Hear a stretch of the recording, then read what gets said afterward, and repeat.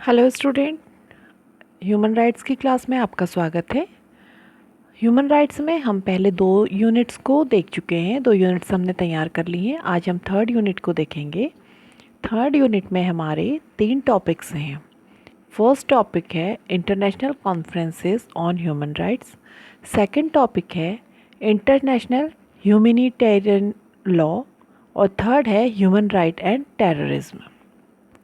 इसमें आज हम सबसे पहले देखेंगे international conferences on human right.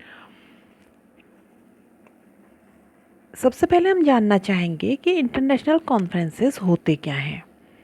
ये ऐसे कॉन्फ्रेंसेस होते हैं या ऐसी एक मीटिंग्स होती हैं, जनरल मीटिंग्स होती हैं जिसमें अंतर्राष्ट्रीय हित के मामलों पर विचार विमर्श करने के लिए और उन विचार विमर्श के बाद किसी निष्कर्ष में पहुंचने के लिए कई राज्यों के जो प्रतिनिधि होते हैं वो इस बैठक में हिस्सा लेते हैं। इसमें प्रॉपर डिस्कशन होता है और उसके बाद किसी रिज़ल्ट में पहुंचते हैं। किसके लिए?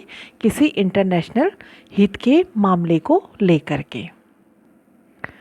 हालांकि जो भी ये निर्दिष्ट किए जाते हैं, सम्मेलनों के परिणाम होते हैं, ये राज्यों पर कोई अपना लीगल बाध्यकारी लीगली नहीं होते हैं, लेकिन फिर भी इसमें जो है अंतर्राष्ट्रीय समुदाय द्वारा जो है पुष्टिकारक प्रतिबद्धता होती है। एक दूसरे के लिए क्या होती है? अपनी अपनी बाइंडिंग्स होती हैं जिसको कि राज्य मानते हैं। समय समय पर ऐसे कॉन्फ्रेंसेस का आयोजन किया जाता है और इन पर जो भी अंतर्राष्ट्रीय मुद्दे होते हैं उन पर डिस्कशन किया जाता है। जैसे कौन कौन से मुद्दे हो सकते हैं? मूलवंशी भेदभाव, जो डिस्क्रिमिनेशन है, रेशियल डिस्क्रिमिनेशन है या जेंडर डिस्क्रिमिनेशन है या असहिष्णुता का जो मुद्दा है इसको लेकर के है।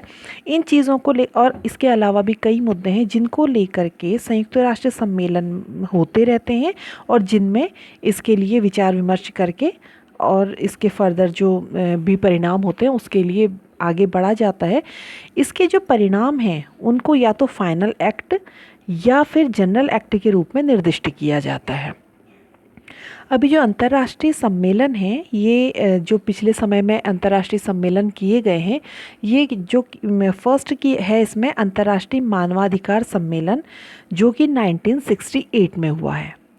जो international conference of human right है, ये 1960 में जो हुआ, इसको तेहरान कॉन्फ्रेंस के नाम से भी जाना जाता है।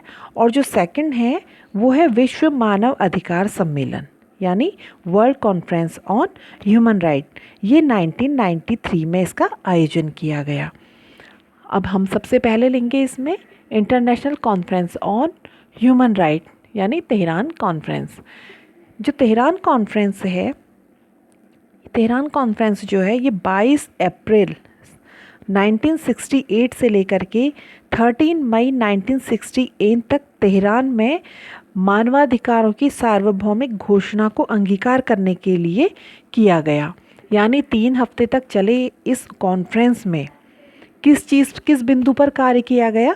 जो ह्यूमन राइट हैं, जो भी किसी भी मानव के अधिकार हैं, इन अधिकारों को सार्वभौमिक घोषणा इसकी की जाने के लिए, और इसको सार्वभौमिक घोषणा की जाने के लिए लगभग 20 साल तक की जो इसकी जो प्रोग्रेस रिपोर्ट थी उसकी समीक्षा पर बात करने के बाद ही, उस पर वाद विवाद होना और उसमें अपनी चर्चा करने के बाद ही इस निष्कर्ष में पहुंचा गया कि इसको किस तरीके से प्रभावशाली ढंग से इसका मूल्यांकन किया जाएगा और इसको आयोजित किया जाएगा। तेहरान कॉन्फ्रेंस में 84 राज्यों के प्रतिनिधियों और संयुक्त राष्ट्र के जो उनके अंग थे, उन्होंने इसमें सरकारी, अंतर सरकारी और गैर सरकारी जो भी इतने प्रतिनिधियों ने भाग लिया और सम्मेलन को ये मान्यता दी गई कि मानव जाति में शांति बनाए रखने के लिए और क्योंकि शांति एक ऐसी अंतर इच्छा है जो प्रत्येक मानव की इच्छा है। हर मानव चाहता है कि शांति से जीवन यापन किया जा सके। तो जो शांति बनाए रखना मानव जाति की अंतर इच्छा है और मानव का जो न्याय है, उसकी जो समस्याएं हैं, जो समय समय पर अलग अलग रूप में सामने आती हैं, जो समस्याएं, इनको किस तरीके से इनके मानव को पूर्ण स्वतंत्र रूप से इसको उपयोग में अपने स्वतंत्रता को यूज़ कर सके, इसके लिए जो घोषणाएं करनी अनिवार्य थी उनकी घोषणा की गई। और तेहरान घोषणा में ये संदर्भित किया गया कि ये जो मानव के लिए शांति के लिए और उसके सामान्य जीवन जीने के लिए जिन राइट्स की ज़रूरत है उनकी सार्वभौमिक घोषणा की जानी चाहिए।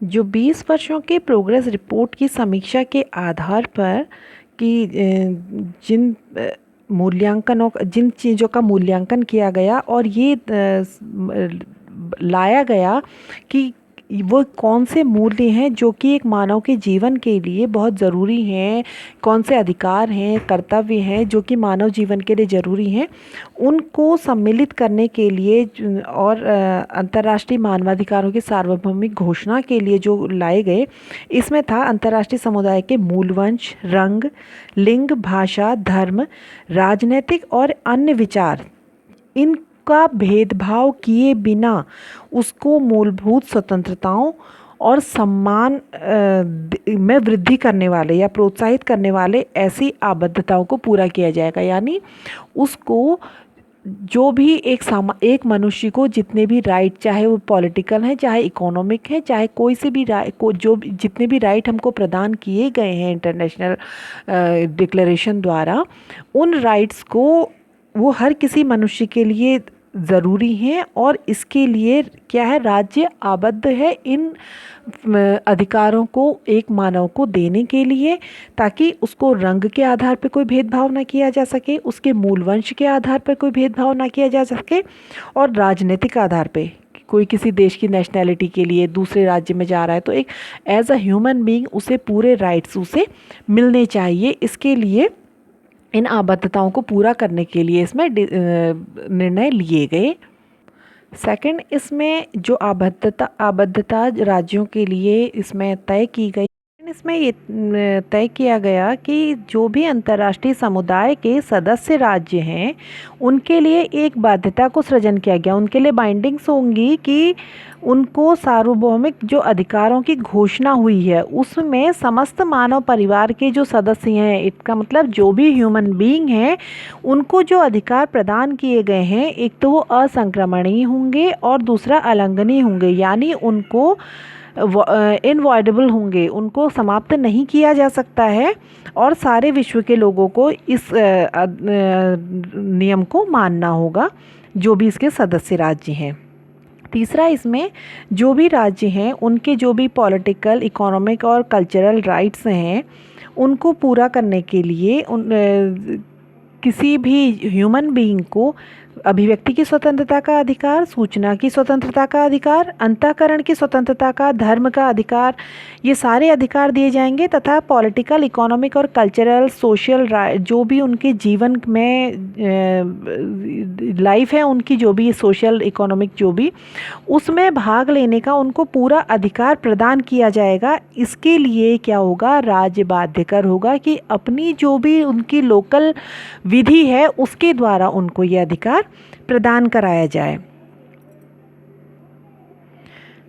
लास्ट इसमें यह तय किया गया कि जो भी मानव अधिकार हैं, जो भी मानव स्वतंत्रताएं हैं, वे जो हैं अविभाज्य हैं। वो उनको जो है कि चाहे इकोनॉमिक और सोशल और कल्चरल जो राइट्स हैं उनके उपभोग करे बिना, अगर किसी मनुष्य को, किसी ह्यूमन बीइंग को पॉलिटिकल एंड सिविल राइट्स दिए भी जाते हैं, तो अगर उनको cultural, economic and social right नहीं दिए जाते हैं तो इनके बिना उनका सिविल एंड पॉलिटिकल राइट जो है उसकी पूर्ण प्राप्ति असंभव है। इसलिए इसकी प्राप्ति के लिए, इन सारे अधिकारों को उन क्रियान्वयन के लिए जो वहाँ की लोकल नीतियाँ होंगी जिस भी राष्ट्र की, उसके अंतर्गत उनको प्रभावशाली ढंग से ये सारे अधिकार प्रदान किए जाने के लिए कार्य किए जाएंगे।